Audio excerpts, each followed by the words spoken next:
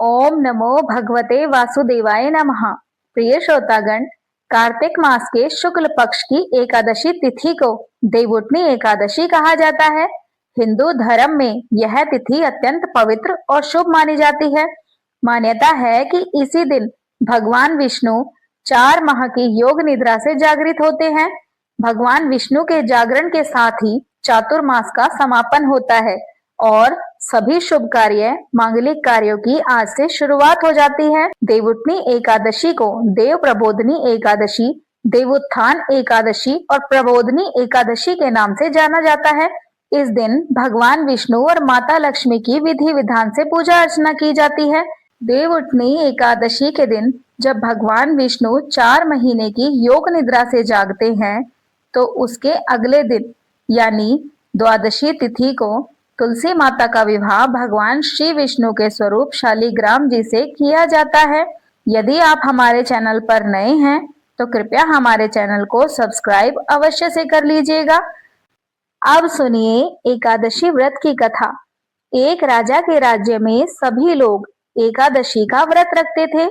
वहां की प्रजा नौकर चाकरों से लेकर पशुओं तक को एकादशी के दिन अन्न नहीं दिया जाता था।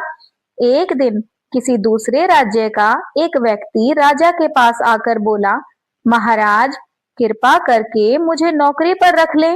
तब राजा ने उसके सामने एक शर्त रखी कि ठीक है, रख लेते हैं, लेकिन रोज तो तुम्हें खाने को सब कुछ मिलेगा, पर एकादशी को अन्न नहीं मिलेगा। उस व्यक्ति ने उस समय तो हाँ कर ली, पर एकादशी के दिन जब उसे फलाहार का सामान दिया गया तो वह राजा के सामने जाकर गिड़गिड़ाने लगा, महाराज इससे तो मेरा पेट नहीं भरेगा, मैं तो भूखा ही मर जाऊंगा, मुझे खाने के लिए अन्न दो। तब राजा ने उसे उसकी शर्त याद दिलाई, फिर भी वह अपनी बात पर अड़ा रहा और अन्न छोड़ने को राजी नहीं हुआ। तब राजा ने उसे आटा दाल दिए। वह नित्य की तरह नदी पर पहुंचा और स्नान कर भोजन पकाने लगा। जब भोजन बन गया तो वह भगवान को बुलाने लगा, आओ भगवान, भोजन तैयार है। उसके बुलाने पर पीतांबर धारण किए भगवान चतुर्भुज रूप में आ पहुंचे और प्रेम से उसके साथ भोजन करने लगे। भोजन आदि करके भगवान अंतर ध्यान हो गए और वह अपने काम पर चला गया। 15 दिन बाद जब अगली एकादशी को वह राजा से कहने लगा कि महाराज आज मुझे दुगना सामान दीजिए, उस दिन तो मैं भूखा ही रह गया। राजा ने जब कारण पूछा तो उसने बताया कि हमारे साथ भगवान भी खाते हैं, इसलिए हम दोनों के लिए वह सामान पूरा नहीं होता। यह सुनकर राजा को बड़ा आश्चर्य हुआ और वह बोला कि मैं नहीं मान सकता कि भगवान तुम्हारे साथ खाना खाते हैं। मैं तो इतना व्रत रखता हूँ, पूजा करता हूँ, पर भगवान ने तो मुझे कभी दर्शन नहीं दिए। राजा की बात सुनकर वह बोला, महाराज यदि विश्वास न हो तो आप मेरे साथ चलकर देख लें। राजा एक पेड़ के पीछे छिपकर बैठ गया। उस व्यक्ति ने हर रोज की तरह भोजन बनाया और भगवान को शाम तक पुकारता रहा, फिर भी भगवान न आए। अंत में उसने कहा, हे भगवान, यदि आप नहीं आए तो मैं नदी में कूदकर अपने प्राण त्याग दूंगा। फिर भी भगवान नहीं आए। तब वह प्राण त्यागने के उद्देश्य से नदी की तरफ बढ़ा और जैसे ही आगे बढ़ा तो भगवान ने प्रकट होकर उसे रोक लिया और साथ बैठाकर भोजन करने के लिए कहा। खा पीकर वे अपने विमान में बिठाकर उसे अपने धाम ले गए। यह देख राजा ने सोचा कि व्रत उपवास से तब तक कोई फायदा नहीं होता जब तक मन शुद्ध न हो। इससे राजा को ज्ञान मिला। वह भी मन से व्रत उपवास करने लगा और अंत में स्वर्ग लोक को प्राप्त हुआ। एक नगर में एक राजा था। उसके राज्य में सभी लोग बहुत सुखी थे।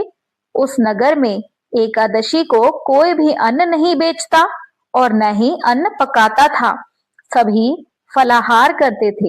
एक बार भगवान ने राजा की परीक्षा लेनी चाहिए। भगवान ने एक सुंदरी का रूप धारण किया और सड़क पर बैठ गए। तभी राजा उधर से निकला और सुंदरी को देखकर चकित रह गए। उन्होंने पूछा, हे सुंदरी, तुम कौन हो और इस तरह यहाँ क्यों बैठी हो? तब सुंदर स्त्री बने भगवान बोले कि मैं निराश्रिता हूँ, नगर में मेरा कोई जाना पहचाना नहीं, किससे सहायता मांगू? राजा उसके रूप पर मोहित हो गया। वह बोला कि तुम मेरे महल में चलकर मेरी रानी बनकर रहो। सुंदरी बोली, मैं तुम्हारी बात मानूंगी, पर तुम्हें राज्य का अधिकार मुझे सौंपना होगा।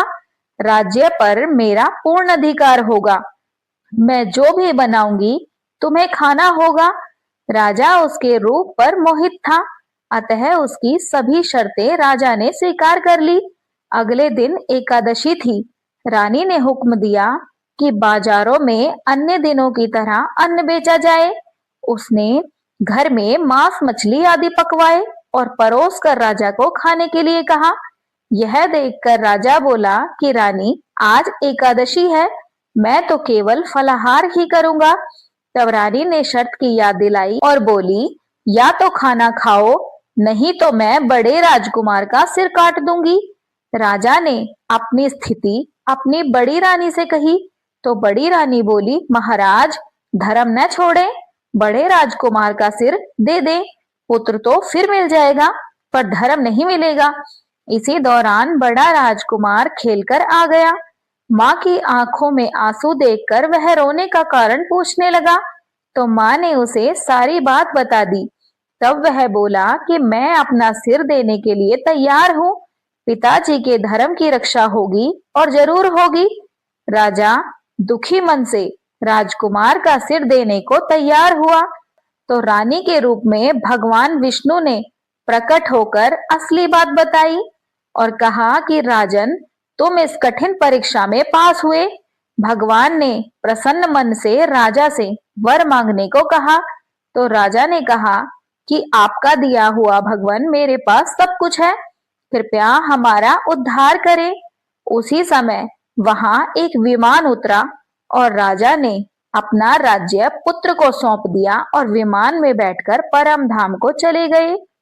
अब सुनिए वह पावन कथा जिसमें तुलसी माता ने एक बुढ़िया माई को दिलाया श्री कृष्ण जी का कांधा। कार्तिक मास में सभी औरतें तुलसी जी को जल से सींचा करती थी। एक बुढ़िया माई थी जो कार्तिक मास में प्रतिदिन तुलसी को सींचने जाती और जब वह जाती तो तुलसी माता से कहती कि हे तुलसी माता, सत की दाता, मैं तेरा बिरवा सींचती हूँ, मुझे बहू दे, पीले रंग की धोती दे, मीठा मीठा ग्रास दे, बैकुंठ में वास दे, अच्छी मौत दे, चंदन का काट दे, अच्छा राज दे, खाने को दाल भात दे और 11 यानी एकादशी के दिन श्री कृष्ण जी का कांधा दे। बुढ़िया माई की ये बात सुनकर तुलसी माता धीरे धीरे सूखने लगी। तुलसी माता को यूं सूखते देख भगवान ने पूछा कि हे तुलसी, तुम प्रतिदिन क्यों सूखती जा रही हो? तुलसी माता ने कहा कि बस प्रभु, अब आप मेरे मन की ना पूछो। भगवान ने कहा कि मैं नहीं पूछूंगा तो कौन पूछेगा? इस पर तुलसी माता कहती है कि प्रभु, एक बुढ़िया आती है और अपनी बात कहकर चली जाती है, मैं उसकी सभी बातें तो पूरा कर दूंगी, लेकिन श्री कृष्ण जी का कांधा मैं कहाँ से लाऊंगी? भगवान श्री कृष्ण बोले कि जब वे बुढ़िया माई मरेंगी तो अपने आप ही मैं उन्हें कांधा दे आऊंगा, तुम बुढ़िया माई से यह बात कह देना। इसके बाद अपनी आयु पूरी होने के बाद बुढ़िया माई मर गई। बुढ़िया माई के मरने पर सारा गांव इकट्ठा हो गया और जब अंतिम संस्कार आया और अंतिम संस्कार के लिए बुढ़िया माई को उठाने लगे तो बुढ़िया माई बहुत भारी हो गई, जिससे उनकी अर्थी टस से मस नहीं हुई। तब सभी बोले कि ये तो बहुत संस्कारी थी, बहुत पूजा पाठ करती थी, कोई पाप भी नहीं किया, फिर भी इतनी भारी ये कैसे हो गई? बूढ़े ब्राह्मण के वेश में भगवान आए और कहने लगे कि हे भाई, यह भीड़ कैसी है?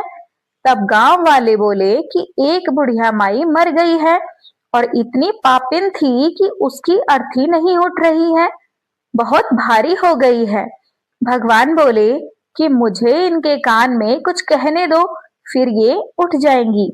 तब भगवान बुढ़िया माई के पास गए और उसके कान में कहा कि हे बुढ़िया माई, तू अपने मन की निकाल ले, पीताम्बर की धोती ले, मीठा मीठा ग्रास ले, बैकुंठ में वास ले, चटक की चाल ले, चंदन का काठ ले, झालर की झनकार ले, दाल भात को जीम और श्री कृष्ण जी का कांधा ले। भगवान जी की सभी बातें सुनकर बुढ़िया माई तो हल्की हो गई। भगवान अपने कंधे पर उसे ले गए। बुढ़िया माई को मुक्ति मिल गई और वे बैकुंठ को चली गई। हे तुलसी माता, जैसे आपने उन बुढ़िया माई को मुक्ति दी, वैसे ही सभी को देना। जैसे भगवान ने उन्हें कांधा दिया, वैसे भी हम सभी को देना। कार्तिक स्नान के साथ तुलसी जी की पूजन का अत्यधिक महत्व होता है। इसी माह में तुलसी जी का विवाह भी कराया जाता है। जिनके कन्या नहीं होती, वे तुलसी जी का विवाह शालिग्राम जी से कराकर कन्यादान का सुख पाते हैं। तो प्रेम से बोलिए शालिग्राम भगवान की जय, तुलसी माता की जय। अब सुनिए एकादशी माता की आरती। ओम जय एकादशी, जय एकादशी, जय एकादशी माता। विष्णु पूजा व्रत को धारण कर शक्ति मुक्ति पाता। ओम जय एकादशी, जय एकादशी, जय एकादशी माता।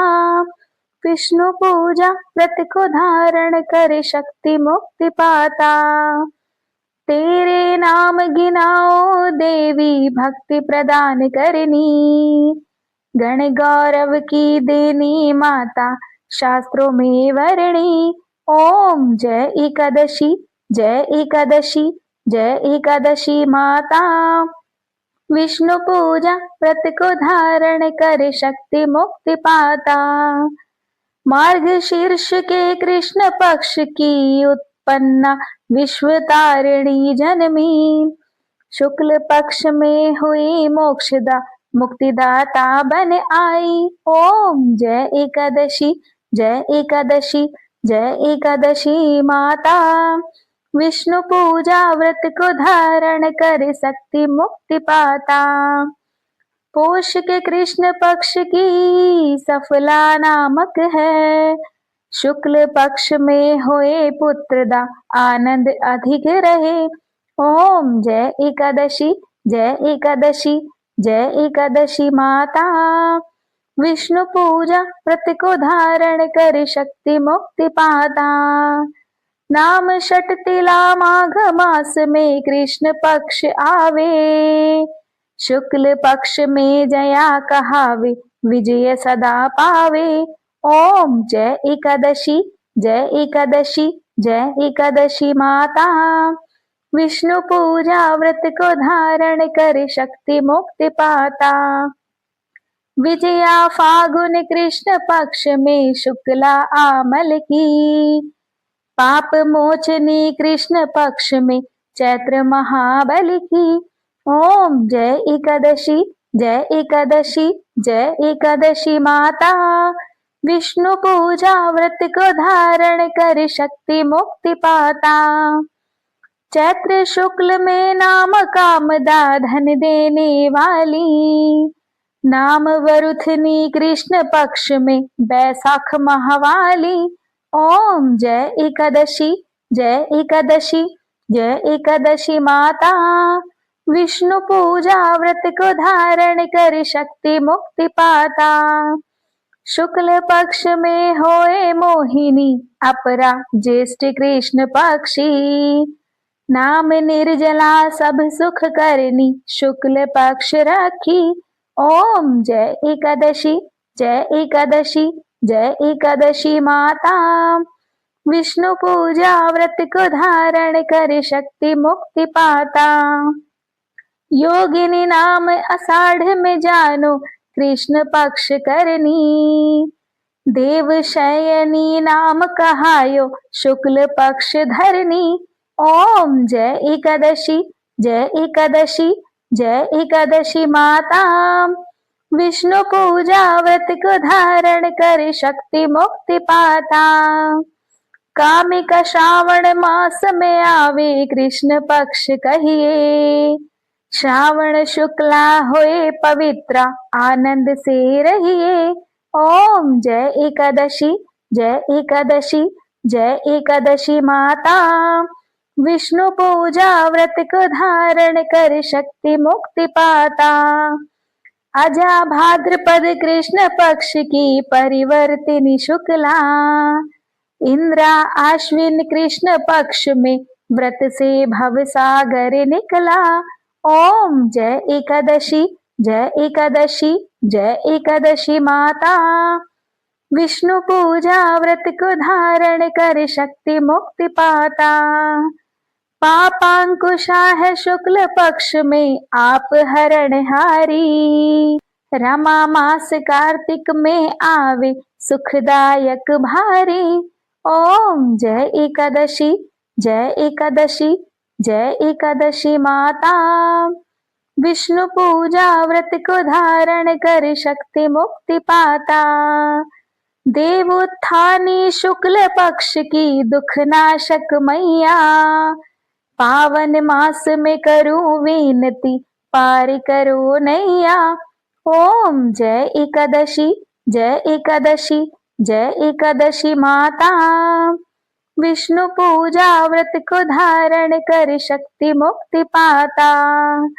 परमा कृष्ण पक्ष में होती जन मंगल करनी, शुक्ल पक्ष में होए पद्मिनी दुख दारिद्र हरनी। ओम जय एकादशी, जय एकादशी, जय एकादशी माता। विष्णु पूजा व्रत को धारण कर शक्ति मुक्ति पाता। जो कोई आरती एकादशी की भक्ति सहित गावे, जन गुरदिता स्वर्ग का वासा निश्चय वह पावे। ओम जय एकादशी, जय एकादशी, जय एकादशी माता। विष्णु पूजा व्रत को धारण कर शक्ति मुक्ति पाता। तो प्रेम से बोलिए एकादशी माता की जय, भगवान विष्णु की जय, माता लक्ष्मी की जय।